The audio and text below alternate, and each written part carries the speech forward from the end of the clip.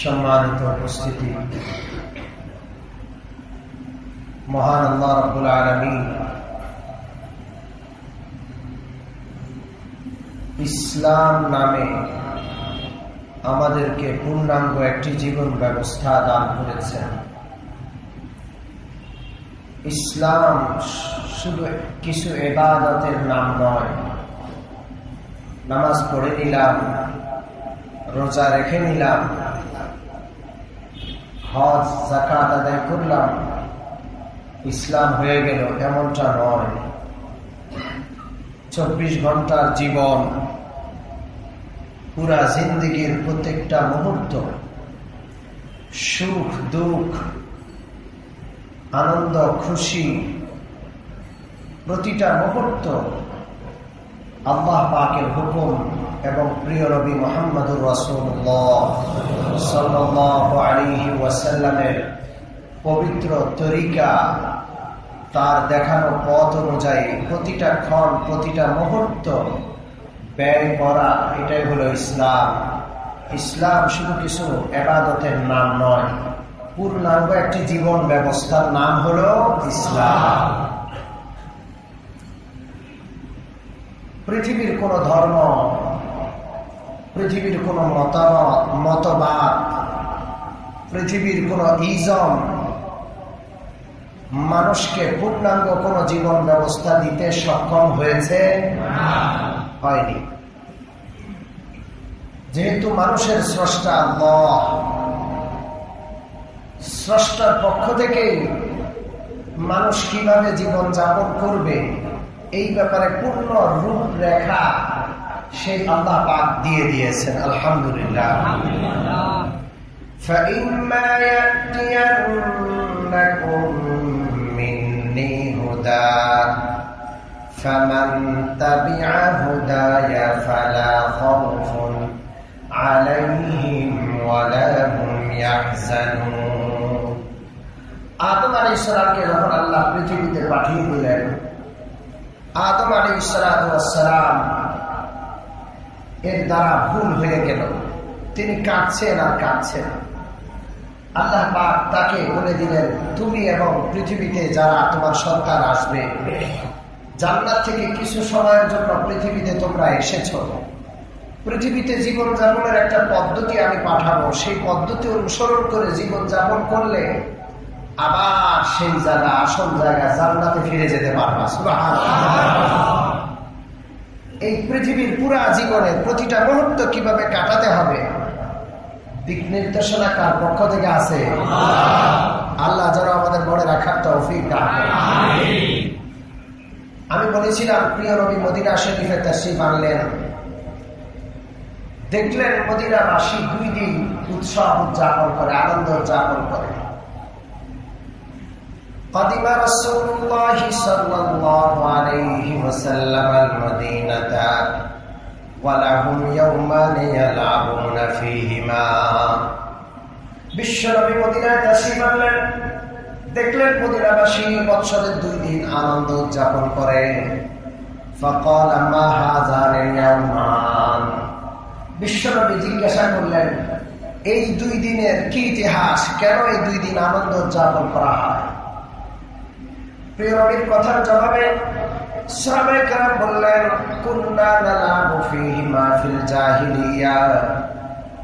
আমরা এই 2 দিনে জাহিলি যুগ থেকে, আগে থেকে আনন্দ উদযাপন করে আসছি। কোনো কারণ আমাদের জানা নাই, কোনো আসমানি কিতাবের দলিল নাই, কোন নবী রাসূলের নির্দেশও নাই। জাহিলি যুগে যা দেখেছি এখনো তাই করি। ইসলাম ছাড়া পৃথিবীর অন্যান্য জাতিদের এই দুরবস্থা, এরা কিছুই জানে না নিজের ধর্ম সম্পর্কে, দেখে আসছে এই জন্য করে যাচ্ছে। ঠিক না? কিন্তু ইসলাম এমন নয়, প্রতিটা জিনিসের পিছনে উৎস আছে। কার নির্দেশ? বিশ্বনবীর আদর্শ, আল্লাহর নির্দেশ, কোনো না কোনো একটা উৎস আছে। এই ছাড়া মুসলমানরা কোনো কাজ করে না। বিশ্বনবী রাহমাতুল্লিল আলামিন সাথে সাথে উত্তর করলেন, কদ আবদালাকুমুল্লাহু বিহিমা খায়রাম মিনহুমা। আগে জাহিলি যুগের আনন্দ এখন উদযাপন করা যাবে না, জাহিলি যুগের কোন উৎসব এখন পালন করা যাবে না। ওগুলোর পরিবর্তে আল্লাহ পাক তোমাদেরকে দুইটা উৎসব দান করেছেন, ইয়াউমাল আযহা ওয়া ইয়াউমাল ফিতর। একদিন হলো ঈদুল ফিতরের আনন্দ, ঈদের দিন, আরেকদিন হলো ঈদুল আযহার আনন্দ তথা ঈদের দিন। আলহামদুলিল্লাহ, আমরা এই দুই দিন পেয়ে সন্তুষ্ট আছি তো? এই দুই দিনের বাহিরে অন্য কোন আনন্দ উদযাপনের, অন্য কোন দিবসের আমাদের কি প্রয়োজন আছে? আছে। আস্তাগফিরুল্লাহ। আজকে পয়লা বৈশাখ নামক বাংলা নববর্ষের এই প্রথম দিনকে ঈদের কাছাকাছি অবস্থানে আনার অপচেষ্টা করা হচ্ছে, ঠিক না? আমি যে মোবাইল ব্যবহার করি, গতকাল থেকে মোবাইল কোম্পানির পক্ষ থেকে, বিভিন্ন অবুঝ মানুষের পক্ষ থেকে বিভিন্ন সময় মাহফিলে যাওয়ার সময় প্লেনে যাওয়ার সুযোগ হয়েছে। নভোয়া, রিজেন্ট এয়ারলাইন্স, ইউএস বাংলা, যারা আন্তর্দেশীয় যে সমস্ত বিমান ব্যবস্থা আছে, ওদের কাছে যেহেতু আমার নম্বর আছে, ওরাও আমার নম্বরের নববর্ষের শুভেচ্ছা পাঠাচ্ছে। ঠিক ঈদের সময় যে অবস্থা, নববর্ষের একই অবস্থা, বরং নববর্ষকে আর একটু আগে বাড়ানোর চেষ্টা করা হচ্ছে, ঠিক না? আমাদের রাজনীতিবিদ ভাইরা অবুঝ, ওনাদের শুধু ক্ষমতার দরকার, আর কিছু তারা বুঝে না। ঈদের সময় যেরকম প্লে কার্ড, ঈদের সময় যেরকম ঈদের শুভেচ্ছা জানানোর জন্য বিভিন্ন ব্যানার, নেতারা এখন সেই রকমের ব্যানার নববর্ষ বানানো শুরু করেছে, ঠিক না? এটা বেশ কিছুদিন আগেও ছিল না।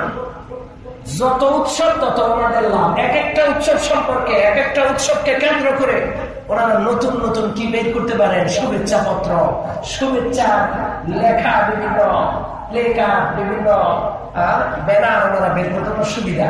এটা কি ইসলামের সিদ্ধ না অসিদ্ধ? ইসলাম মতে এটা ঠিক না বেঠিক? চিন্তা করার সময় আছে। ক্ষমতা দরকার, গদি দরকার। আল্লাহ যেন আমাদের রাজনৈতিক ভাইদের সহি বুঝ, ইসলামের সহি বুঝ দান করে। আমি এই নববর্ষকে ওই পরিবার, ঈদের পরিবার, বরং ঈদের চেয়ে আরো বেশি পরিবার আনন্দ উদযাপিত করার জন্য মিডিয়ার প্রচেষ্টা রয়েছে, ঠিক না? আল্লাহ যেন বুঝার তৌফিক দান করেন। এই নববর্ষকে কেন্দ্র করে দোকান, মার্কেট, কেনাকাটা, এটা ঈদের চেয়েও কোন অংশে কম। আল্লাহ তাআলা হেফাজত করেন, আমিন। নতুনের কারণে যদি আনন্দ উদযাপন করতে হয়, নতুন বৎসরের কারণে যদি, নতুনত্বের কারণে যদি এত আনন্দ, তাহলে এটা বৎসরে একবার কেন? প্রতি বৎসর যদি নতুনে আসে, প্রতি মাসও তো নতুন আসে। এই আনন্দ উদযাপন নববর্ষ যেমন হওয়া উচিত, তেমন নব মাসেরও হওয়া উচিত। প্রত্যেকটা মাসেই নতুন আসছে, ঠিক না? প্রতিটা সপ্তাহ নতুন আসছে। আগের সপ্তাহ যেটা চলে গেছে, পরেরটা সেটা নয়, নতুন করে প্রত্যেক সপ্তাহ আসছে। তাহলে নব সপ্তাহের আনন্দ উদযাপন প্রতি সপ্তাহে করা লাগে, ঠিক না? এরপর শুধু সপ্তাহ নয়, প্রতিটা দিন নতুন। গতকাল চলে গেছে, এটা আর কোনোদিন ফিরে আসবে না। আজকের দিনটা নতুন, এটা চলে যাবে, আর ফিরে আসবে না, ঠিক না? প্রতিদিনের আনন্দ উদযাপন করা দরকার, বরং প্রতিদিন নয়, প্রতিটা সকাল, প্রতিটা দুপুর, প্রতিটা সন্ধ্যা, প্রতিটা দিন, প্রতিটা রাত্রি নতুন, ঠিক না? আল্লাহ রাব্বুল আলামিন ইরশাদ করেন, وهو الذي جعل الليل والنهار خلفة لمن أراد أن يذكر أو أراد شكورا। সূরাতুল ফুরকানের আয়াতে রাত্রি আর দিনের বানানেওয়ালা আল্লাহ। রাত কে বানিয়েছেন? যারা বলেন দিন কে বানিয়েছেন? রাত্রি দিনের স্রষ্টা আল্লাহ বলেন, আমি রাত আর দিনকে একটার পর একটা আনতে থাকি। রাত যায় দিন আসে, দিন যায় রাত আসে, এমন ঘূর্ণমান অবস্থা কে সৃষ্টি করেছেন? আল্লাহ রাব্বুল আলামিন বলেন, আমি রাতের পর দিন আনি, দিনের পর রাত আনি। কেন তোমরা জানো? লিমান আরাদা আন ইয়াযাক্কারা আও আরাদা শুকুরা। এই রাতের উপকারী হবে ব্যক্তির জন্য, যেই ব্যক্তি নসিহত গ্রহণ করতে চায়, রাত দিনের আবর্তন বিপর্তন থেকে আল্লাহর কুদরত দেখে সে ঈমান বাড়াইতে চায়। সুবহানাল্লাহ। আও আরাদা শুকুরা, প্রতিটা ক্ষণ, প্রতিটা মুহূর্তে, প্রতিটা রাতে, প্রতিটা দিনে সে শুকরিয়া আদায় করতে থাকে। হায়, আমার জিন্দেগির হয়তো এটা শেষ রাত হতে পারে, এটা শেষ দিন হতে পারে, জানি না আর এরকম দিন আমার জীবনে আসবে কি আসবে না। ঠিক না? হাদিসে পাকে বিশ্বনবী বলেন, কুল্লুন নাসি ইয়াবদু ফাবাইউ নাফসাহু। বিশ্বনবী বলেন, প্রত্যেকটা সকাল যখন আসে, প্রত্যেক বান্দা সে তার নফসকে বিক্রি করে, সে তার নফসকে ওই সময়ের কাছে বিক্রি করে। কারণ তার জান, তার হায়াতটা হলো ওই সময়। এখন সে এই সময়ের মূল্যায়ন কিভাবে করলো, সেই হিসেবে তার হায়াতটা হলো। মূলধন হলো সময়। মানুষের জীবনের মূলধন কি? জোরে বলে। আপনার জীবনটা মূল্যবান কি? আপনার সময়ের উপর নির্ভর করে আপনি সময়টাকে কিভাবে অতিবাহিত করেন। সময়টাকে যদি মূল্যবান কাজে অতিবাহিত করেন, আপনার জীবনটা মূল্যবান। সময়টাকে যদি মূল্যহীন কাজে অতিবাহিত করেন, আপনার জীবনটা মূল্যহীন হয়ে যাবে। ঠিক না? প্রত্যেক ব্যক্তির সকাল যখন হয়, তার নফস তার জানের সাথে সে লেনদেন করে, বেচা কিনা করে।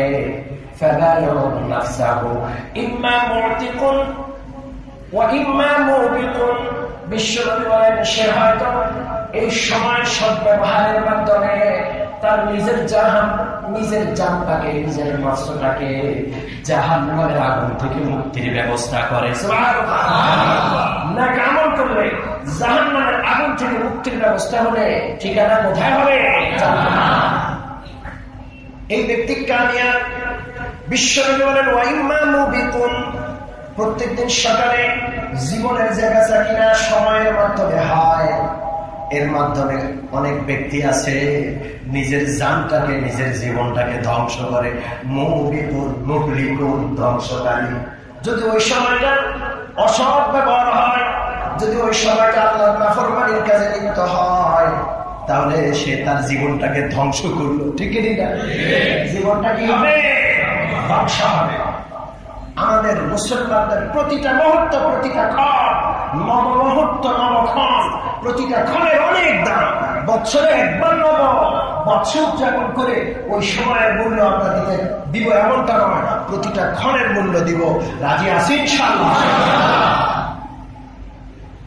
সম্মানিত মুসল্লিয়ানে কেরাম, নববর্ষের নামে আজকে বাংলাদেশে যা কিছু হচ্ছে, এগুলো কি ইসলাম সমর্থন করে? বলেন করে? আমি গত সপ্তাহে বলেছিলাম, বট গাছের সাথে ইসলামের কোন সম্পর্ক আছে? মুসলমানের কোন সম্পর্ক আছে? হিন্দুদের সম্পর্ক। হ্যাঁ, কিছু অবুঝ মুসলমান আছে, এরা বট গাছের নিচে ব্যাগ বসায়, খাজার ব্যাগ, লাল সাবু বেচাইয়া কিসের ব্যাগ বসায়? এই খাজার ব্যাগটা এদের পুঁজি। এই ব্যাগ দেখে এরা পয়সা কামায়। ঠিক না? রজব মাস এসেছে, পুরান ঢাকায় ড্যাগ আছে না নাই? ঘরে ঘরে ড্যাগ আছে। খাজার ড্যাগ বসাইলে পয়সার ড্যাগ। এটা কিসের ড্যাগ? এই খাজার ড্যাগ বসাইয়া এই রজব মাস এসেছে, এই অপকর্ম, এই সবচেয়ে নিকৃষ্ট কাজ, এই পয়সা হারাম। যাদের ঘরে খাজার ড্যাগ আছে, আমার আলোচনা, আমার বয়ান আপনাদের কানে পৌঁছে, জুমার নামাজ পড়তে তওবা করে ঘরে গিয়ে খাজার ড্যাগ দাও দিয়া কোবাইয়া ভেঙে ফেলতে হবে। এই খাজার ড্যাগের মধ্যে লাল সাজু বেচায়। এরপরে এলাকার মানুষ ধারণা করে এই খাজার ড্যাগে রজব মাসের টাকা দিলে ড্যাগ নাকি ঘুরে। এটাকে আপনারা জানেন? হ্যাঁ, ড্যাগ নাকি ঘুরে।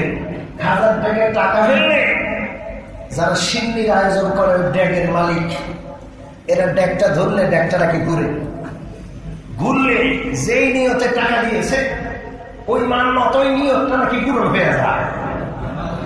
আপনারা কি শুনছেন না? আমি শুনেছি কথা, এগুলো হচ্ছে ঘরে ঘরে। যারা এখানে আসি আমরা তওবা করব, যারা এগুলো করছে তাদের জন্য আল্লাহর কাছে তওবা করবো। এটা শিরকি কাজ। মানুষের মান্যত কে পুরা করে? মানুষের চাওয়া পাওয়া পুরা করে কে? ইয়্যাকা না'বুদু ওয়া ইয়্যাকা নাস্তাঈন। আমরা আল্লাহর কাছে প্রতি রাকাত নামাজে বলি, আল্লাহ গো একমাত্র আপনার ইবাদত করি এবং সাহায্য একমাত্র আপনার কাছে চাই। কার কাছে? ড্যাগের কাছে, খাজার কাছে সাহায্য চাওয়ার কি?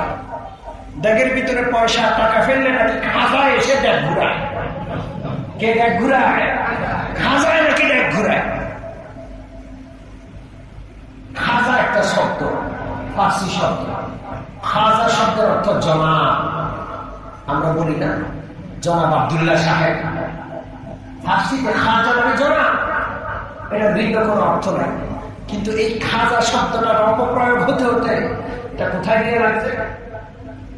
শিরকি কাজে লাগছে। খাজার ড্যাগ, খাজার সিন্নি, খাজার মাজার, খাজার নামে মান্য। আল্লাহ যেন এগুলো থেকে আমাদের হেফাজত করে। আমরা নিজেরা খাজার ড্যাগে যাব না। আমাদের মেয়েদেরকে, মেয়েরা বেশি দুর্বল এগুলার প্রতি। বাচ্চা হয় না, সন্তান হয় না, ওনারা এদিক সেদিক করে, পড়াশোনা করে না, এদিকে মা গিয়ে কি করে? খাজার ড্যাগে টাকা ফেলে ফোলার লোক মান্যত করে। নাউযুবিল্লাহি মিন যালিক। আল্লাহ যেন আমাদেরকে হেফাজত করে। শিরকি কাজ করা যাবে না। আমি বলছিলাম এই নববর্ষকে কেন্দ্র করে বটগাছের নিচে সূর্য পূজার আসর বসানো হয়। কি পূজার আসর? সূর্য পূজার আসর। হিন্দুরা সূর্যকে পূজা করে। সূর্য হিন্দুদের কাছে একটা দেবতার নাম, সূর্য দেবতা। সকাল সন্ধ্যায় পূজা দেয়। সর্বপ্রথম 1909 সালে এই পয়লা বৈশাখ অনুষ্ঠানের আয়োজন করে রবীন্দ্রনাথ ঠাকুর দিল্লির নিকেতনে। নিকেতন দিল্লির ওই জায়গাটা যেখানে গান্ধীর কবর আছে, রাজীব গান্ধী, মহাত্মা গান্ধীর কবর, সে এলাকাতে রবীন্দ্রনাথ ঠাকুর গিয়ে বসে এবং মানুষকে আহ্বান করে। 50-60 জন লোক মিলে 1909 সালে সর্বপ্রথম পয়লা বৈশাখের অনুষ্ঠান রবীন্দ্রনাথ ঠাকুরের নেতৃত্বে উদযাপিত হয়।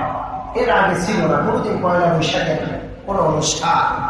এরপরে ধীরে ধীরে ধীরে ধীরে রবীন্দ্রনাথ প্রেমিক যারা আছে, রবীন্দ্রনাথের অনুসারী যারা আছে, এরা রবীন্দ্রনাথের এই আদর্শকে সারা বিশ্বে ছড়িয়ে দেওয়ার জন্য এরা চেষ্টা করছে। আমরা কি রবীন্দ্রনাথের আদর্শের অনুসারী? জোরে বলেন। রবীন্দ্রনাথ ঠাকুর বাংলা সাহিত্যে তার অনেক বড় মর্যাদা, সেখানে সম্মান করি আমি। কিন্তু আদর্শগতভাবে তার সাথে আমার আসমান জমিনের ব্যবধান আছে। ঠিক ঠিক না? কারণ তিনি একজন মুশরিক, তিনি হিন্দু, তিনি প্রতিমার সামনে সেজদা করে মুশরিক আর হিন্দু হয়েছেন। এইভাবে তিনি মারা গিয়েছেন। আমি একজন তাওহীদবাদী মুসলমান, আমি তাওহীদে বিশ্বাস করি, একত্ববাদে বিশ্বাস করি। একজন মুশরিক আর একজন তাওহীদবাদী, একত্ববাদী সভ্যতা সংস্কৃতি কি এক হতে পারে? জোরে বলে হতে পারে? যারা আজকে না বুঝে বা বুঝে বাঙালি সংস্কৃতির নামে এই শিরকি প্রথা, কুফুরি বিষয়গুলো মুসলমানদের মধ্যে অনুপ্রবেশ ঘটানোর চেষ্টা করছে, আল্লাহর আদালতে আসামি হয়ে যাওয়ার জন্য, আসামি হওয়ার জন্য প্রস্তুত হয়ে যান। ঠিক বাঁচার কোনো উপায় নাই। কোনটা ধর্ম কোনটা অধর্ম এটা ওলামায়ে কেরাম যারা ধর্ম বিশেষজ্ঞ তারা বুঝে। সাধারণ মানুষ এবং রাজনীতিবিদরা এই বিষয়টা কি বুঝে? আমি কিছুই বুঝি। ঠিক না?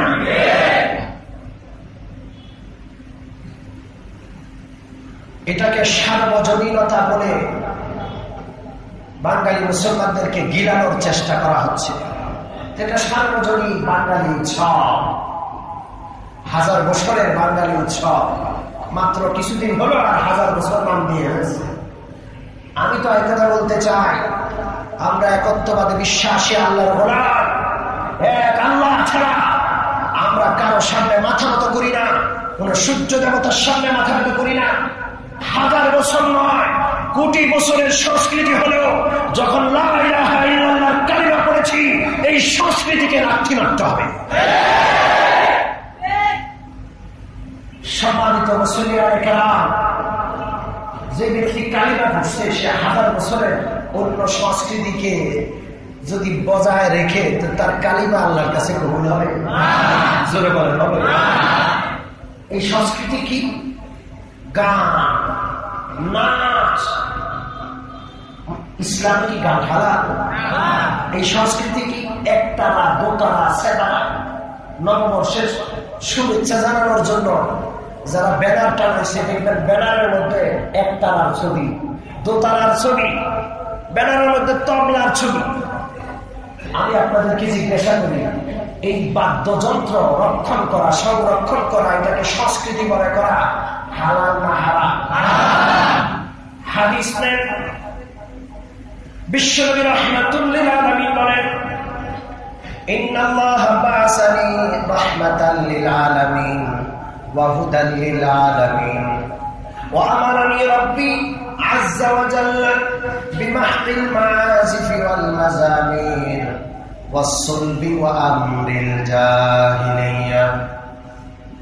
মিশকাত শরীফের 318 নম্বর পৃষ্ঠায় হাদিস করা আছে, হযরত আবু হুরায়রা রাদিয়াল্লাহু তাআলা বলেন, বিশ্বনবী রাহমাতুল লিল আলামিন বলছেন, আল্লাহ রাব্বুল আলামিন আমাকে সারা বিশ্বের জন্য রহমত করে পাঠিয়েছেন। আলহামদুলিল্লাহ, আমরা রহমতি নবীর উম্মত, শুকরিয়া আদায় করি আলহামদুলিল্লাহ। আল্লাহ পাক বিশ্বনবীকে রাহমাতুল লিল আলামিন, বিশ্ববাসীর জন্য রহমত করে পাঠিয়েছেন। বিশ্ববাসী যত বেশি আল্লাহ রাসূলের অনুকরণ করবে, রাহমাতুল লিল আলামিনের রহমতের ভাগীদার তত বেশি হবে। ঠিক কি? বিশ্বনবীর অনুকরণ থেকে যে জাতি যতটা দূরে থাকবে, আল্লাহর রহমত, শান্তি থেকে ওই জাতি অতটা দূরে সরে যাবে।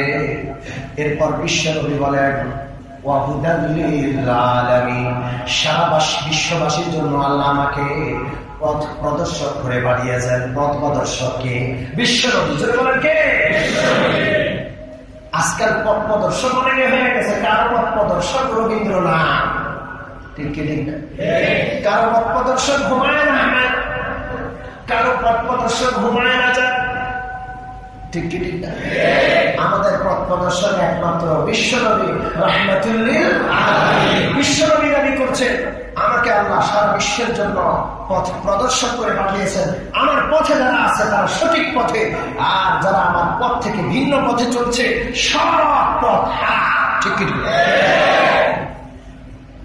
এরপর বিশ্বনবী তার আগমনের কিছু লক্ষ্য উদ্দেশ্য বর্ণনা করছেন, ওয়া আমারানি রাব্বি বিমাহকিল মাযিফি ওয়াল মাযামির। বিশ্বনবী বলেন, আল্লাহ পাক সারা বিশ্বের জন্য পথ প্রদর্শক রাহমাতুল লিল আলামিন করে পাঠিয়ে আমাকে নির্দেশ দিয়েছেন, সারা বিশ্বে যত বাদ্যযন্ত্র আছে সমস্ত বাদ্যযন্ত্র যেন আমি আল্লাহ রাসূল পৃথিবী থেকে উৎখাত করি। আল্লাহ, একতারা, দোতারা, হারমোনিয়াম, তবলা, গিটার, আরো যত রকমের বাদ্যযন্ত্র পৃথিবীতে আছে যেগুলো আমরা চিনি না, যত রকমের বাদ্যযন্ত্র পৃথিবীতে কিয়ামত পর্যন্ত আসবে, সব বাদ্যযন্ত্রকে উৎখাত করার জন্য বিশ্বনবীকে নির্দেশ দিয়েছেন কে? আল্লাহ। বিশ্বনবী যেটাকে উৎখাত করার জন্য এসেছেন, আপনি আমি বিশ্বনবীর উম্মত হয়ে কোন শরমে, কোন লজ্জায় এটাকে নিজের সংস্কৃতির অংশ বলে দাবি করি? লজ্জা করে না উন্নতি? কারা তোমরা? কি পরিচয় তোমাদের? কোত্থেকে তোমরা তবলা, কোত্থেকে তোমরা একতারা, দোতারাকে মুসলমানের সার্বজনীন সংস্কৃতি বলে দাবি করছো? কি তোমাদের প্রমাণ? সম্পূর্ণ হারাম। যাদের ঘরে হারমোনিয়াম আছে, তবলা আছে, ছেলে মেয়েকে নাচ গান শিখাচ্ছে, তওবা করতে হবে, নাইলে কিন্তু বাঁচার উপায় নাই। কোরআন শরীফ পড়ায় যে শিক্ষক, হুজুরকে 500 টাকা 1000 টাকা বেতন দিতে কলিজায় মোচড় লেগে যায়, কলিজায় টান পড়ে যায়। আর সপ্তাহে 1 2 দিন সংস্কৃতির স্যার আসে, সাদা সাড়ে গালা বাদালে স্যার ওড়ায়, ওরে 5-10 হাজার টাকা বেতন দেয়। ঠিক কি না? আস্তাগফিরুল্লাহ আল আযীম। আল্লাহ আমাদের বুঝার তৌফিক দান করুন। কালকে এক লোক আমার সাথে দেখা করেছে, বলে যে হুজুর আমি ইংলিশ টিচারকে 5000 টাকা বেতন দিই, আমার বাচ্চাকে, আমার পয়সার অভাব নাই, আমার বাচ্চাকে যে হুজুর এসে পড়ান আমি তাকেও 5000 টাকা বেতন দিই। আমি লোকটার চেহারার দিকে তাকায় আমার মন সাক্ষী দিবে ইমানদার বান্দা, না হলে কোরআনের ইজ্জত যে কেউ দিতে পারে না। ঠিক না?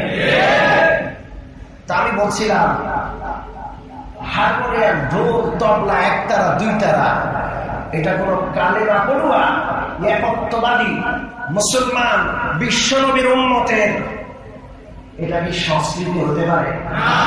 1000 বছরের সংস্কৃতি বলে বিশ্বনবীর উম্মতের মধ্যে তবলা, হারমোনিয়াম, একতারা, দোতারা কি ঢুকতে পারে?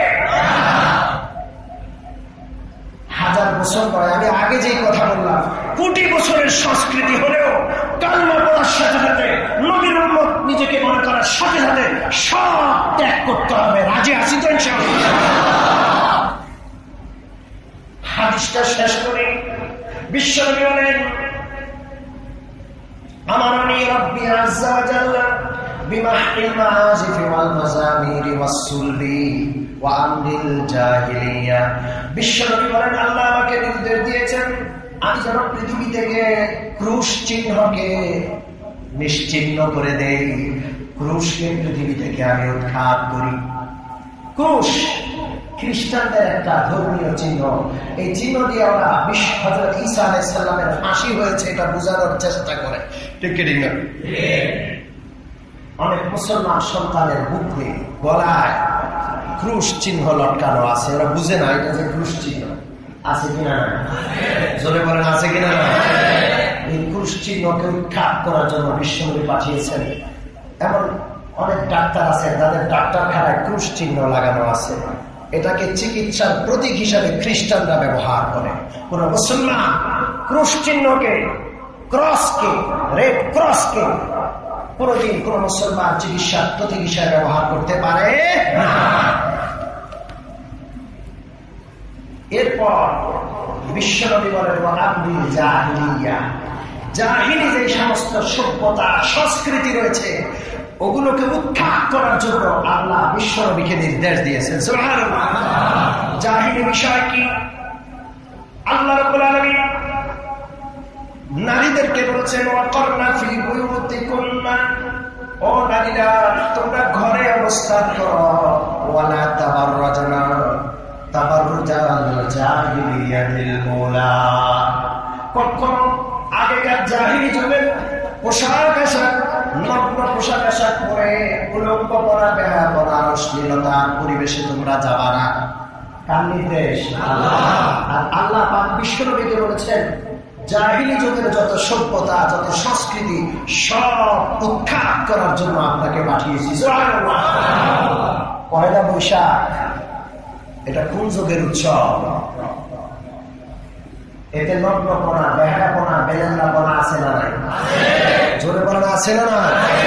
জাহিলি যুগের উৎসব নগ্নপনা, বেহায়াপনা, বেলেন্দাপনা। এখানে মিম্বরে বসে আমি বলা শুরু করলে মিম্বর নাপাক হয়ে যাবে। 2014 সালে হাজার হাজার মানুষের উপস্থিতিতে পয়লা বৈশাখের অনুষ্ঠানে আমার মা, আমার বোনদেরকে জনসম্মুখে নগ্ন করা হয়েছে। ঠিক না?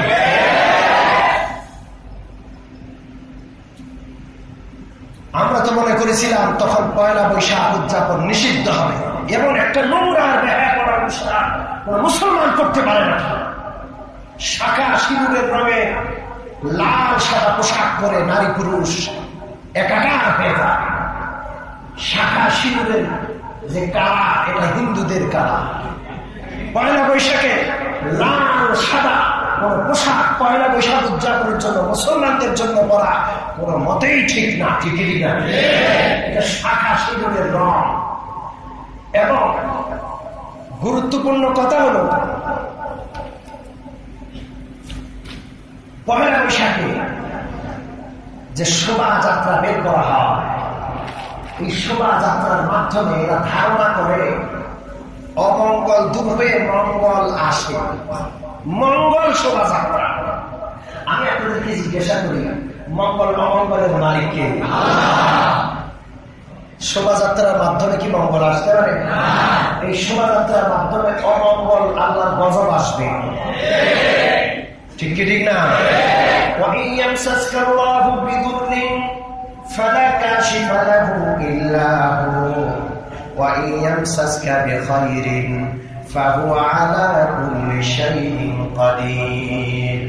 আল্লাহ রাব্বুল আলামিনের 99 নামের মধ্যে একটা নাম হলো আন-নাফি। মঙ্গলের মালিককে আল্লাহ পাকের 99 নামের মধ্যে একটা নাম হলো পর শব্দের অর্থ হলো অমঙ্গলকারী। মঙ্গল অমঙ্গলের মালিককে কোরআনে পাকের আয়াতটা আমি তেলাওয়াত করলাম। আল্লাহ পাক বলেন, আল্লাহ যদি আপনাকে মঙ্গল করতে চান, পৃথিবীর সারা শক্তি একত্র হয়ে আপনার অমঙ্গল করতে পারবে না। আর আল্লাহ যদি আপনার অমঙ্গল করতে চান, সারা পৃথিবীর সমস্ত শক্তি একত্র হয়ে আপনার কোনো মঙ্গল করতে পারবে না। মঙ্গল অমঙ্গলের মালিক শোভাযাত্রার মাধ্যমে হিন্দুরা দুর্গা পূজার সময় দুর্গা দেবীকে খুশি করার জন্য শোভাযাত্রা বের করে, সরস্বতী পূজার সময় সরস্বতী দেবীকে খুশি করার জন্য শোভাযাত্রা বের করে, বৈশাখের সময় তারা সূর্য দেবতাকে খুশি করার জন্য শোভাযাত্রা বের করে। সেই শোভাযাত্রায় মুসলমানরা কিভাবে যেতে পারে? এবং এই শোভাযাত্রায় রাক্ষসের ছবি থাকে। বিভিন্ন কার্তিক তাদের একটা দেবতা, দেবতার বাহন। ভারতের জাতীয় পাখি ময়ূর, বিশাল বড় ময়ূরের ছবি দেখবেন আপনারা। এটা কি বাংলাদেশের সংস্কৃতি? জোরে বলেন। এরপরে আজকাল এই শোভাযাত্রাটা ইসলাম এবং মুসলমানদের বিপক্ষে বিশাল একটা যুদ্ধ। ইসলামী পোশাক, টুপি, দাড়ি, আপনারা অনেকগুলো দেখবেন। এর মধ্যে বিভিন্ন মূর্তির ছবি আছে। এর মধ্যে তালাশ করলে আপনারা পাবেন টুপি দাড়িওয়ালাদের কিছু ছবি আছে, যেটাকে বিকৃত করে এটা যে অমঙ্গল দেশের জন্য এটা বোঝানোর চেষ্টা করা হচ্ছে। রাক্ষস, দানব, টুপিওয়ালাদেরকে, দাড়িওয়ালাদেরকে দানবের আকার ধারণ করায় অমঙ্গল হিসেবে মঙ্গল শোভাযাত্রায় বের করা হচ্ছে। কথা ঠিক ঠিক না? শুধু এটা যে হিন্দু ধর্মের বিষয় তা নয়। ইসলামের নবীর সুন্নাহ দাড়ি, ইসলামের নবীর সুন্নাহ টুপি, মুসলমানদের মধ্যে যারা টুপি দাড়ি পরে এদেরকে কটাক্ষ করার জন্য, এরা দেশের জন্য অমঙ্গল, এদেরকে দেশ থেকে বের করতে হবে। এই জন্য রাক্ষস বানায় এদেরকে কীট বানায়, দানব বানায় মঙ্গল শোভাযাত্রায় ঢাকার চারুকলা ইনস্টিটিউট থেকে কিছু নাস্তিক আছে ওরা বের করে। ঠিক আছে, আমরা এর প্রতিবাদ জানাই। আমাদের ভাষা নাই, এই প্রতিবাদ জানানোর আমাদের বিশ্বনবীর সুন্নাত দিয়া এই মঙ্গল শোভাযাত্রায় কটাক্ষ করা হচ্ছে। ঠিক না? খবরদার, শাহজালাল ইয়ামানী রাহমাতুল্লাহের দেশ, শাহপরানের দেশ, উজানির হযরতদের দেশ, জার্মানের আল্লাহর ওলিদের দেশ, লক্ষ লক্ষ কোটি দেশ। এই দেশে টুপি দাড়ি সহ নবীর কোন সুন্নতের অবমাননা মুসলমান কখনো বরদাস্ত করবে না। আল্লাহ পাক আমাদের সকলকে যে সমস্ত অনইসলামিক কার্যকলাপ হচ্ছে এগুলো থেকে বিরত থাকার, তওবা করার, আল্লাহর রহমত তওবা করে ফিরে আনার তৌফিক দান করেন। আমিন। ওয়া আখিরু দাওয়ানা আলহামদুলিল্লাহি রাব্বিল আলামিন ওয়া সাল্লাল্লাহু তাআলা আলা খাইরি খালকিহি মুহাম্মাদিন।